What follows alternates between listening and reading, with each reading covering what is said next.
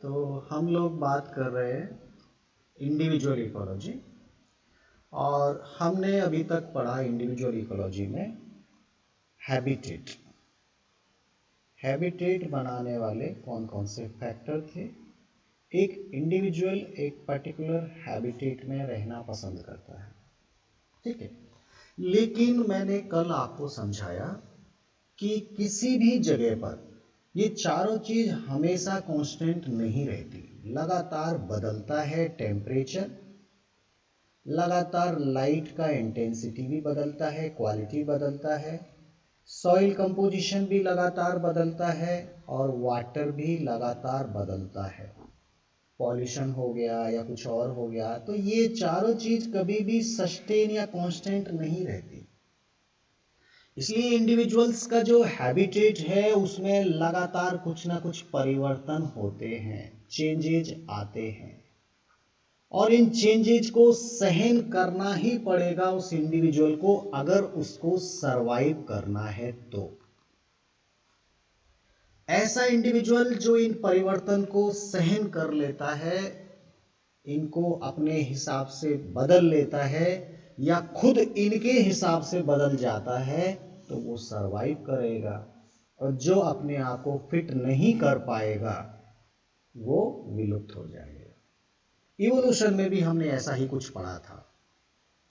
Evolution में क्या था? Fittest will be survive. जो फिट होता है वो सरवाइव करता है। तो सरवाइव करने के लिए इस अर्थ पर जब से वो इंडिविजुअल आया है तब से लगातार वो संघर्ष कर रहा है, स्ट्रगल कर रहा है, और अपने आप को बेस्ट फिट करने की कोशिश कर रहा है अपने आप को। और बेस्ट फिट करते करते करते करते ही उसमें इवोल्यूशन जैसी प्रोसेस देखने को मिली।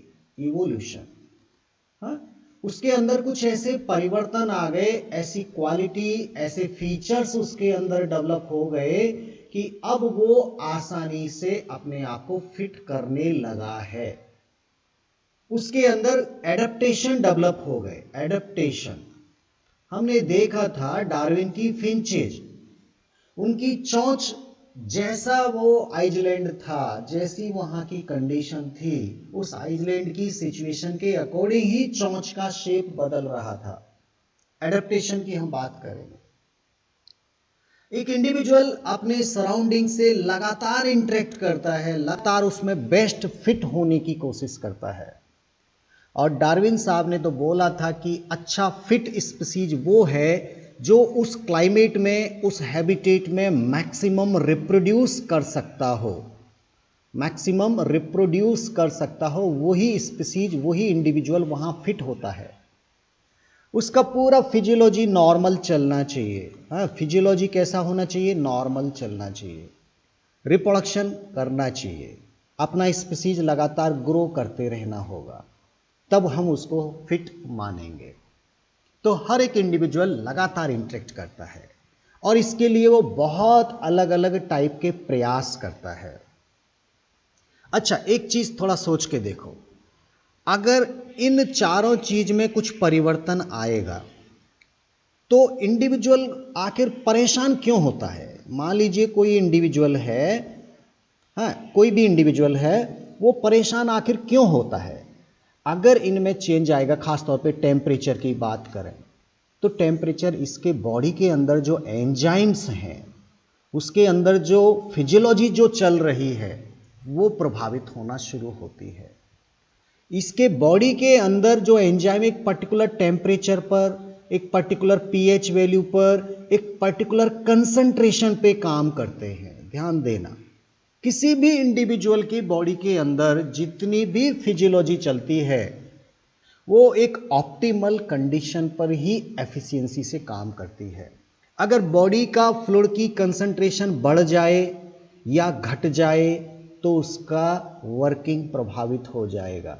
हमारा ब्लड, हमारा टिश्यू फ्लूइड अगर कंसंट्रेट हो जाएगा तो प्रॉब्लम है, डाइल्यूट हो जाएगा तो प्रॉब्लम है। हमारे बॉडी के फ्लूइड का पीएच अगर बदलेगा तो भी प्रॉब्लम है, कुछ भी बढ़ेगा या घटेगा दोनों साइड में प्रॉब्लम है। हमारी टेम्परेचर बॉडी का इंटरनल अगर बढ़ेगा तो भी प्रॉब्लम, घटेगा तो भी प्रॉब्लम।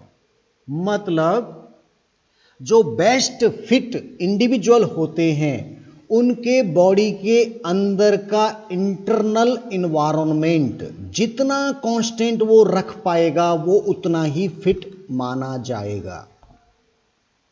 हर एक इंडिविजुअल कोशिश करता है कि उसकी बॉडी के अंदर का जो फिजियोलॉजी है, अंदर का जो इन्वायरमेंट है, वो एक कांस्टेंट कंडीशन में बना रहे।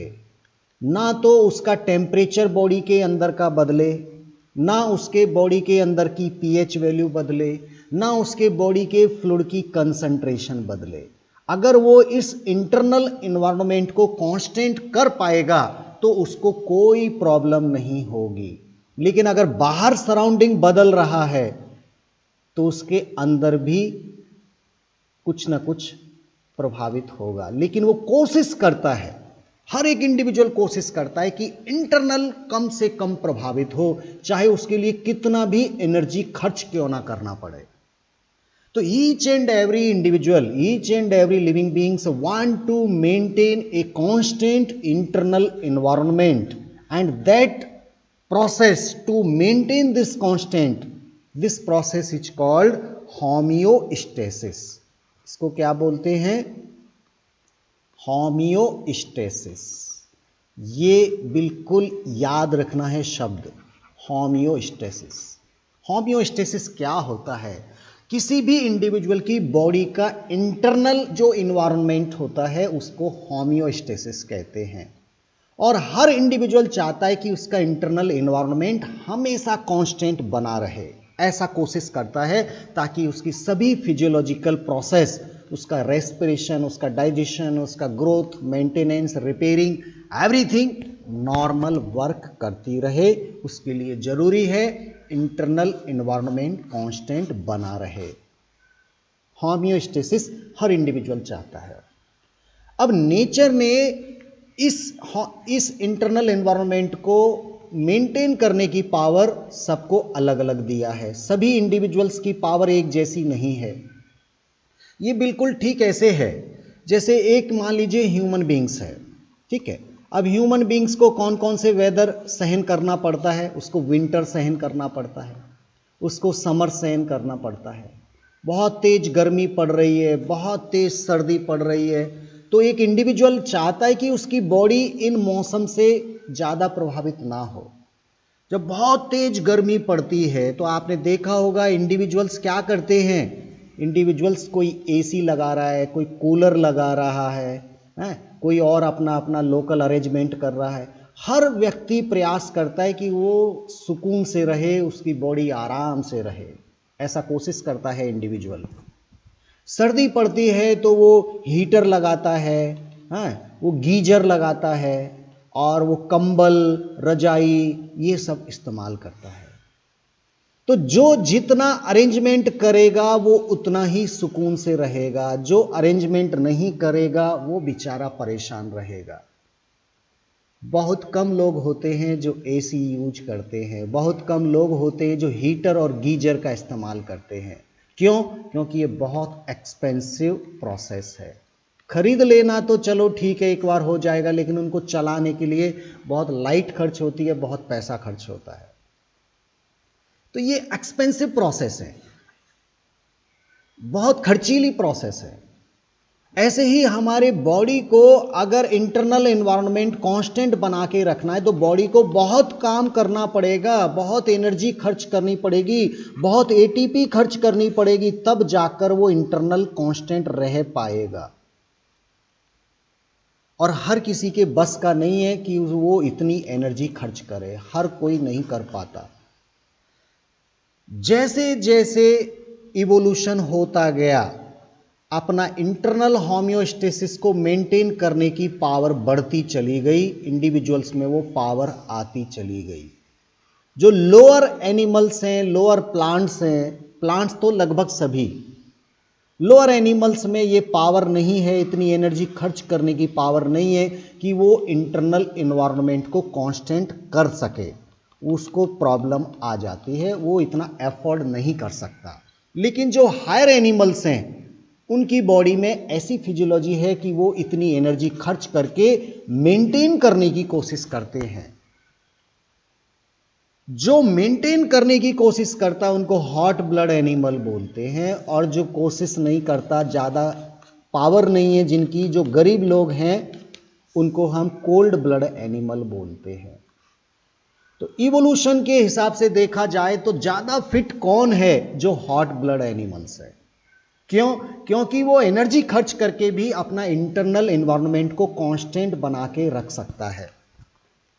और कोल्ड ब्लड एनिमल ये थोड़ी देर तक कोशिश करेंगे, बाद में ये अपने आप को आइसोलेट कर लेंगे, अपने आप को छुपा लेंगे और काम करना बिल्कुल बंद कर देंगे ताकि उनकी बॉडी सुरक्षित रहे। तो कोल्ड ब्लड एनिमल ज़्यादा एनर्जी खर्च नहीं कर पाते। आपने देखा होगा गरीब किसान बेचारा जब ज़्यादा ठंड पड़ती है तो रजाई में बैठ के ही अपना, या आग के पास बैठ के ही अपना काम चला, वहीं बैठे बैठे उसको सब काम उसके ठप हो गए, केवल बॉडी को बचाना है। ऐसे बहुत तेज गर्मी पड़ रही है तो बस छाया में जाके कहीं बैठ के दुबक जाएगा ताकि ज़्यादा धूप, ज़्यादा लू अगर लग रही है तो उससे बच जाए। एसी कौन चलाता है? एसी में बैठा आदमी तो उसका दिमाग चलता रहेगा, बढ़िया इंटरनेट से काम करता रहेगा, उसकी प्रोडक्टिविटी नहीं रुकेगी, लेकिन एक गरीब आदमी की प्रोडक्टिविटी रुक जाती है। ठीक ऐसे ही ये हॉट ब्लड और कोल्ड ब्लड एनिमल्स जो होते हैं, इनमें कोल्ड ब्लड एनिमल जब बहुत अनफेवरेबल कंडीशन आ जाती है तो इनका सब काम रुक जाता है, ठप हो जाता है, लेकिन हॉट ब्लड अपना काम करते रहते हैं। तो होम्योस्टेसिस मेंटेन करना बहुत जरूरी है। तो होम्योस्टेसिस मेंटेन करने के आधार पर अगर हम इंडिविजुअल्स को देखें तो इंडिविजुअल्स 3 तरह के होते हैं। On the basis of maintain power of homeostasis there are 3 types of individuals. कितने टाइप के हैं? 3 टाइप के हैं इंडिविजुअल्स। वो कितना पावर रखते हैं अपने बॉडी का इंटरनल एनवायरनमेंट को कांस्टेंट रखने का, उसके आधार पे 3 तरह के हैं। इनके नाम थोड़ा देखिए। एक तो है कन्फॉर्मर, एक तो क्या है? कन्फॉर्मर। ये इकोलॉजी के शब्द हैं, याद रखना चाहिए, ग्राफ भी दिया है, एग्जाम में बहुत बार पूछा जाता है तीनों को। कन्फॉर्मर। दूसरे कहलाते हैं रेगुलेटर। दूसरे क्या कहलाते हैं? रेगुलेटर। और तीसरे क्या कहलाते हैं? Partial regulator. Partial regulator. 3 तरह के इंडिविजुअल हैं। वो अपना एक्सटर्नल एनवायरनमेंट अगर चेंज हो रहा है, ये मान लीजिए हो गया उसका इंटरनल एनवायरनमेंट, ये हो गया उसका बॉडी का इंटरनल एनवायरनमेंट, और ये हो गया नेचर का एक्सटर्नल एनवायरनमेंट। ठीक है, एक मैंने ग्राफ बनाया। तो यहां पे क्या होता है कि जो एनर्जी खर्च कर सकते हैं, एक्चुअली उनके पास रेगुलेटर है। रेगुलेटर क्या करता है? पंखा चलाने वाला, जितनी तेज गर्मी पड़ रही है उतना तेज पंखा कर लेते हैं, और ठंड पड़ती है तो पंखे को स्लो कर लेते हैं। तो मैं यहां आपको समझा रहा था कि individuals on the basis to maintain the homeostasis there are 3 types. पहले को नाम दिया गया कन्फॉर्मर। कन्फॉर्मर ऐसे इंडिविजुअल्स होते हैं जो कंफर्म करते हैं कि बाहर क्या कंडीशन है, उतना ही कंडीशन वो बॉडी के अंदर भी मेंटेन कर लेते हैं। एक एक चीज समझते हैं इसमें। सबसे पहले रेगुलेटर समझते हैं। रेगुलेटर, जैसे हमारे पास पंखे में एक रेगुलेटर है तो उससे हम हमारे हिसाब से उसका स्पीड कम या तेज कर लेते हैं। ठीक ऐसे ही रेगुलेटर क्या करते हैं कि चाहे बाहर कुछ भी हो, अपने बॉडी का इंटरनल एनवायरनमेंट वो हमेशा कांस्टेंट रखते हैं। तो ये मान लीजिए हो गया उसका इंटरनल एनवायरनमेंट। थोड़ा सा यहां पे जो आपका बुक दिया है, बुक में क्या किया, यहां नीचे की साइड में एक्सटर्नल दिया, ऊपर इंटरनल दिया। उससे कोई फर्क नहीं पड़ने वाला, लेकिन आप बोलेंगे सर ये थोड़ा गलत बन गया। तो यहां पर मैं बात करता हूं इंटरनल एनवायरनमेंट और यहां बात करता हूं एक्सटर्नल एनवायरनमेंट। तो जो रेगुलेटर है उनका इंटरनल एनवायरनमेंट हमेशा कांस्टेंट होगा। मान लीजिए ये वाली जगह है, अब एक्सटर्नल चाहे कैसा भी बदलता जाए बदलता जाए बदलता जाए तो भी इंटरनल एनवायरनमेंट एकदम कांस्टेंट ही आना है, वो की वो ही रहना है।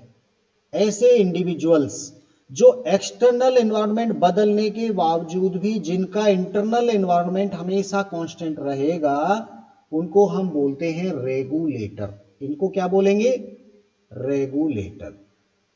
तो ये इंडिविजुअल्स हैं जिनका इंटरनल एनवायरनमेंट कभी भी चेंज नहीं होता, चाहे एक्सटर्नल एनवायरनमेंट कैसा भी हो।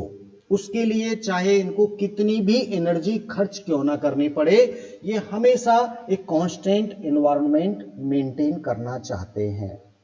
हम ह्यूमन बींग्स इसी कैटेगरी में आते हैं। हमारा इंटरनल बॉडी का टेम्परेचर हमेशा 37 डिग्री सेल्सियस बना रहता है, कांस्टेंट बना रहता है। बॉडी के फ्लूइड की कंसंट्रेशन भी मेंटेन रहती है। हमारा बॉडी इसके लिए बहुत काम करता है, बहुत एनर्जी खर्च करता है। सर्दियों में आपने देखा होगा जब हमें ठंड लगती है तो हमारी बॉडी की मसल्स आपस में एक दूसरे को रब करने लगती हैं, कपकपी आने लगती है, जिससे बॉडी के अंदर हीट प्रोड्यूस होती है और उससे इंटरनल बॉडी टेम्परेचर मेंटेन करने की कोशिश करते हैं। जब बहुत तेज गर्मी पड़ती है तो हमारी बॉडी से अपने आप पसीना निकलने लगता है, और वो जब इवेपोरेट होता है तो हमारी बॉडी की एक्स्ट्रा हीट को लेके जाता है और हमारी बॉडी कूल हो जाती है। तो इस तरह की फिजियोलॉजी हमारे बॉडी में होती है। हम एनर्जी खर्च करके हमारी बॉडी को कांस्टेंट बनाए रखने की कोशिश करते हैं। हम लोग हॉट ब्लड एनिमल्स हैं। हॉट ब्लड एनिमल्स ऐसा ही करते हैं, एनर्जी खर्च करते हैं। यहाँ स्वेटिंग होगा या जो कपकपी आती है सर्दियों में, हमारी मसल्स एकदम एक दूसरे को रब करती हैं तो उससे हीट अंदर प्रोड्यूस होती है। ये सब काम हमारी बॉडी करती है, इसलिए हम क्या हैं? रेगुलेटर। हमारे बॉडी के अंदर एक ही जैसा रखना है, तो ये हो गया रेगुलेटर। दूसरे क्या होते हैं? कन्फॉर्मर होते हैं। वो बाहर कुछ चेंज हो गया तो अपने बॉडी को चेंज कर लेते हैं। बाहर टेम्परेचर ज्यादा तो अंदर का भी ज्यादा, बाहर कम तो अंदर भी कम। बाहर कंफर्म करते भैया कितना हो रहा है, मेरा 10 डिग्री हो रहा है, तो ये बोलता है चलो मैं भी 10 डिग्री करता हूं। जो कंफर्म करते रहते लगातार बार बार, उनको कन्फॉर्मर बोला। भाई समझने के लिए ऐसा मैं बोल रहा हूं। ऐसे एनिमल जो अकॉर्डिंग टू एक्सटर्नल एनवायरनमेंट अपने बॉडी के इंटरनल एनवायरनमेंट को भी चेंज कर लेते हैं, वो कन्फॉर्मर कहलाते हैं। कन्फॉर्मर क्या होगा? ये एक्सटर्नल, ये इंटरनल, एक्सटर्नल इतना, इंटरनल इतना, एक्सटर्नल इतना, इंटरनल इतना, ये लगातार अगर बदलता जाएगा तो ये क्या हो गया? ये लाइन हो गई हमारी कन्फॉर्मर के लिए। ध्यान देना, ये कौन हो गए? ये कन्फॉर्मर हो गए। एक और जो मैंने बोला पार्शियल रेगुलेटर, ये कुछ हद तक तो अपने आप को मेंटेन करने की कोशिश करते हैं। ये मान लीजिए इस लेवल पे तो मेंटेन, इससे कम हो गया तो फिर ये अपने आप को कंफर्म कर लेते हैं। तो ये कुछ रेंज, इनका थोड़ा कम रेंज है, कुछ रेंज तक तो ये अपने आप को कोशिश करते हैं रेगुलेटर बनाने की, लेकिन जब बियॉन्ड द लिमिट हो जाता है तो ये अपने आप को कन्फॉर्मर कर लेते हैं। ऐसे भी लिविंग्स पाए जाते हैं। तो 3 तरह के इंडिविजुअल्स होते हैं कि वो अपना एक्सटर्नल से कैसे इंटरेक्ट कर रहे हैं। अगर एक्सटर्नल को रजिस्ट करने की कोशिश कर रहे हैं तो वो रेगुलेटर कहलाएंगे। अगर एक्सटर्नल को बिल्कुल भी रजिस्ट नहीं करते तो वो कन्फॉर्मर कहलाएंगे। और कुछ लिमिट तक करते हैं, बाद में सरेंडर कर देते हैं, उनको हम पार्शियल रेगुलेटर बोलते हैं। ठीक है, तो ये कुछ 3 तरह के इंडिविजुअल्स हैं। इनका ग्राफ कई बार एग्जाम में पूछा जाता है। ये लाइन तो एकदम बन के आएंगी, इन लाइन को पहचानना है कि कौन कन्फॉर्मर है, कौन रेगुलेटर है। और देखिए जब एक ही जैसा इंटरनल आए, बिल्कुल सीधी लाइन आए इंटरनल की, तो समझ लीजिए वो रेगुलेटर है। उनके पास रेगुलेटर है, वो चेंज कर सकते हैं, बाहर से कोई फर्क नहीं पड़ता, बाहर की कंडीशन को वो सहन कर लेते हैं।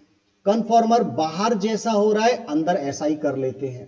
आपने देखा कभी सांप या जो रेप्टाइल्स हैं वो कभी रजाई नहीं ओढ़ते, कभी उनको पसीना नहीं आता। ये केवल एवीज जो बर्ड्स हैं और जो ममेलिया है, खास तौर पे एवीज और ममीलिया, ये केवल हॉट ब्लड है, ये केवल रेगुलेटर हैं। तो इनके पास रेगुलेटर की पावर है, ये एनर्जी खर्च करते हैं। इवोल्यूशन करते करते करते करते उनको ये पावर मिल गया है और इसीलिए ये ज्यादा फिट होते हैं। ये अपने आप को अच्छे ढंग से फिट कर लेते हैं किसी भी टाइप के हैबिटेट में। हालांकि बहुत एनर्जी इनको खर्च करनी पड़ेगी। तो ऐसा इसीलिए इनका डिस्ट्रीब्यूशन ज़्यादा मिलता है बर्ड्स का और मैमल्स का। अब सवाल ये आता है कि जब ये इतनी ही बेनिफिट वाली प्रोसेस है रेगुलेटर वाली, जब इतनी अच्छी ये क्वालिटी है, तो क्यों ना सभी एनिमल इसी टाइप के हो गए, सब के सब रेगुलेटर क्यों नहीं बन गए इवोल्यूशन होते होते। देखिए बहुत एक्सपेंसिव प्रोसेस है, बहुत एनर्जी खर्च होता है। एसी हर कोई थोड़ी लगा पाता है, केवल जिनके पास पावर है वही एसी लगा पाते हैं। ऐसे ही जिनके पास पावर है केवल वो ही रेगुलेटर बन सकते हैं। हर एक एनिमल कन्फॉर्मर रेगुलेटर नहीं बन सकता, वो कन्फॉर्मर ही उसको बनना पड़ता है। कितने भी प्लांट्स हैं, सब के सब प्लांट्स ये सब कन्फॉर्मर ही होते हैं, रेगुलेटर कोई भी प्लांट नहीं होता। एनिमल में केवल बर्ड्स और मैमल्स ये ही रेगुलेटर होते हैं। तो मुझे लग रहा है कि आपको ये समझ में आ गया होगा। अब कुछ और बातें करते हैं।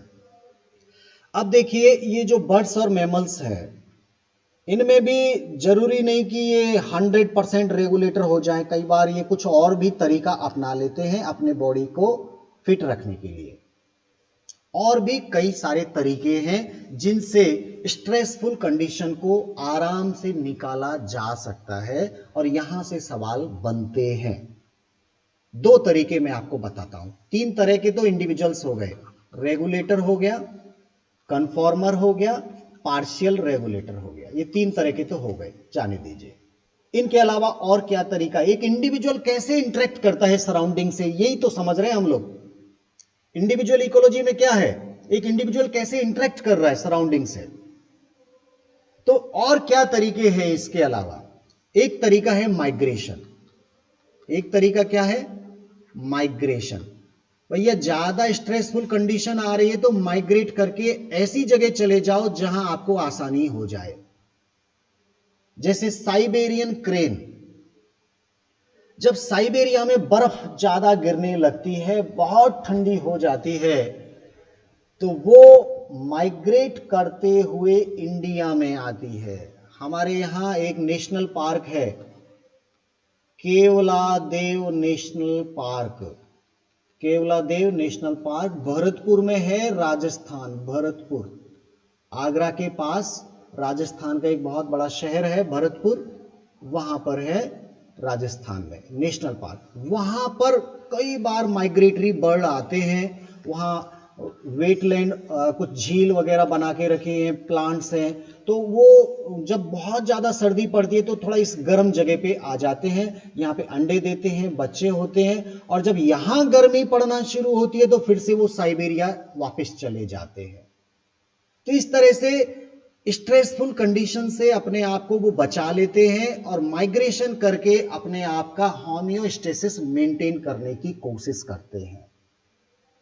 हम लोग भी जब ज्यादा गर्मी पड़ती है तो हिली एरिया में टूर करने के लिए चले जाते हैं। कई बार शिमला, कुल्लू, मनाली, केदारनाथ, बद्रीनाथ उधर जाते हैं। ज्यादा ठंड पड़ती है तो किधर जाना चाहिए, साउथ में जाना चाहिए। तेज गर्मी पड़ रही है तो किधर जाना चाहिए, नॉर्थ में जाना चाहिए। तो हम लोग भी माइग्रेशन करते हैं टेम्परेरी। आपने देखा होगा क्रो, जो कौवा होता है क्रो, वो भी माइग्रेशन करता है। एक समय आता है कि कौवे आपको दिखना बंद होता है और एक समय आता है कि बहुत सारे कौवे आ जाते हैं। बहुत सारे पक्षी हैं जो माइग्रेशन करते हैं। हमारे जहां पे भी नदी तालाब कुछ होते हैं वहां पे दूर दूर से पक्षी अलग अलग विचित्र आ जाते हैं, आपने देखा होगा माइग्रेशन। तो ये भी एक तरीका है अपना, एक इंडिविजुअल्स का, कि वो माइग्रेशन करके अपने आप को एक्सटर्नल इन्वायरमेंट में फिट करने की कोशिश करता है। ये बहुत अच्छा तरीका है। एक नंबर में पूछा जाता है बर्ड सेंचुरी कहां पे, सेंचुरी क्या एक्चुअली नेशनल पार्क है, national park Keoladeo national park Bharatpur. हमारे इंडिया का केवल एक ही नेशनल पार्क है जो केवल और केवल पक्षियों के लिए बनाया गया है। बहुत अलग अलग कंट्री के पक्षी वहां पे आते हैं जिनको आप देख सकते हैं। ठीक है, एक तरीका तो ये मैंने बताया। दूसरा तरीका होता है सस्पेंशन का। एक और तरीका है, दूसरा तरीका है सस्पेंशन। मैं यहां पे लिखता हूं सस्पेंशन। सस्पेंड कर लेते हैं अपने आप को। वो जाएंगे कहीं नहीं बेचारे, इतना किराया नहीं है, इतनी एनर्जी नहीं है कि इतना दूर माइग्रेशन करके चले जाएं। वो अपने आप को जहां पर हैं, जिस हैबिटेट में हैं, उसी हैबिटेट में अपने आप को छुपा लेते हैं। अपने आप को नॉर्मल वर्किंग प्रोसेस से सस्पेंड करके एक जगह पर अपने आप को रोक लेते हैं, छुपा लेते हैं, हाइबरनेट कर लेते हैं। वो सस्पेंशन कहलाता है। अब सस्पेंशन में दो तीन चीज हैं। एक तो है स्पोरुलेशन। स्पोरुलेशन, एक एक चीज को समझाऊंगा, चिंता मत करो। ये सब सस्पेंशन के तरीके हैं। एक है स्पोरुलेशन, दूसरा है यहां पर एस्टिवेशन। एस्टिवेशन, और तीसरा तरीका यहां पे है हाइबरनेशन। हाइबरनेशन, और एक और तरीका है यहां पर डायपॉज। डायपॉज, ये चार तरीके हैं जिनसे एक इंडिविजुअल अपने आप को स्ट्रेसफुल कंडीशन में सस्पेंड कर लेता है। स्पोरुलेशन जनरली एल्गी वगैरह में देखने को मिलता है। जो स्मॉल प्लांट होते हैं, बैक्टीरिया होते हैं, वो क्या करते हैं कि जब अनफेवरेबल कंडीशन आती है तो अपनी सेल को एक हार्ड प्रोटेक्टिव खोल में बंद कर लेते हैं, जिनको हम स्पोर कहते हैं। और स्पोर के रूप में वो अपनी लाइफ को छुपा लेते हैं। और जब फेवरेबल कंडीशन आएगी तो ये स्पोर जर्मिनेट करके बहुत सारे एल्गी या बहुत सारे बैक्टीरिया या बहुत सारे फंगस बना देता है, और फेवरेबल कंडीशन में इनकी पॉपुलेशन फिर से बढ़ जाती है। तो अपनी पूरी लाइफ को एक स्पोर के रूप में सुरक्षित करके अनफेवरेबल कंडीशन को स्पेंड कर देते हैं। ये स्पोरुलेशन कहलाएगा। स्पोर बना लेते हैं अपनी लाइफ में अनफेवरेबल कंडीशन में। आपने बहुत सारे प्लांट को सीड बनाते हुए भी देखा होगा। सीड में प्लांट का छोटा सा बच्चा होता है, और एक्चुअली सीड में जो एम्ब्रियो होता है वो डोरमेंसी में चला जाता है। डोरमेंसी, ये क्लास 11th का टॉपिक था, डोरमेंसी। डोरमेंसी भी अपने आप में क्या है, एक तरह का स्पोरुलेशन ही है। एक बड़ा प्लांट अपना स्ट्रेसफुल टाइम को सीड के अंदर छुपाकर व्यतीत कर देता है, इसी में अपनी लाइफ को सुरक्षित कर लेता है। और जब फेवरेबल कंडीशन आता है तो वो सीड जर्मिनेट करके फिर से नया प्लांट बना लेता है। तो खास तौर पे ये प्रोसेस देखी जाती है प्लांट के अंदर।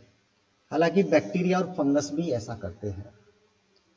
तो स्पोरुलेशन आपको समझ में आया। सस्पेंड कर लिया ना पूरी लाइफ को एक छोटी सी सेल में प्रोटेक्टिव हार्ड एनवलप के अंदर बंद करके छुपा लिया। That is the sporulation. Aestivation, hibernation और डाइपॉज, ये जनरली हम एनिमल के लिए इस्तेमाल करते हैं। एनिमल्स के लिए इस्तेमाल करते हैं।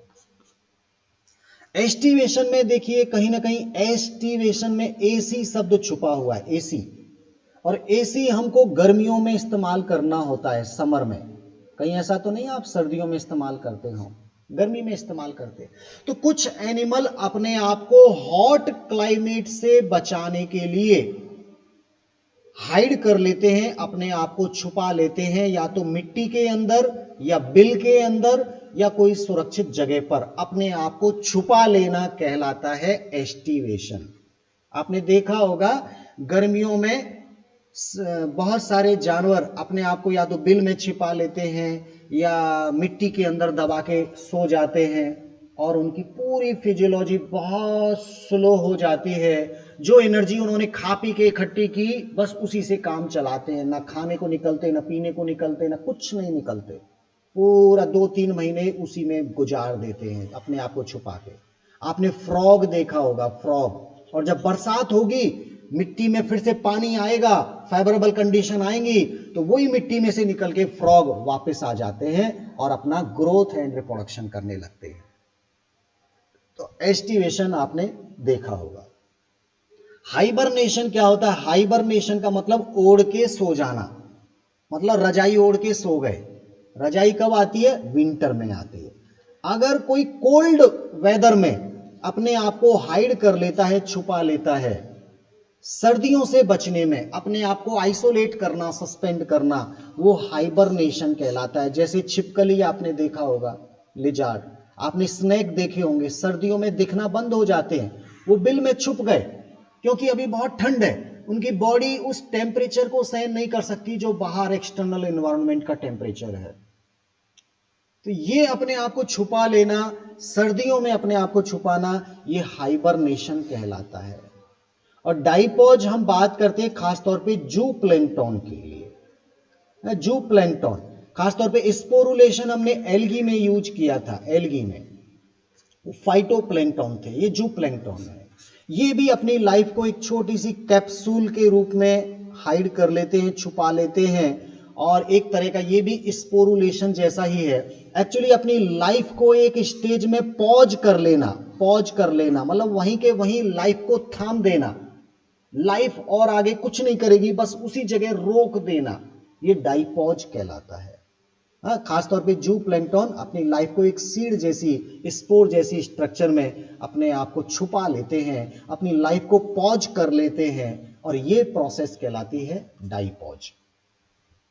तो इस तरह से मैंने आज आपको समझाया कि एक इंडिविजुअल अपने सराउंडिंग से कैसे इंटरेक्ट करता है। On the basis of interaction, individuals can be divided into three parts. One, which are conformer; second, which are regulator; and third, which are partial regulator. Otherwise, the individuals can also have two other mechanisms. One is the migration and another is the suspension.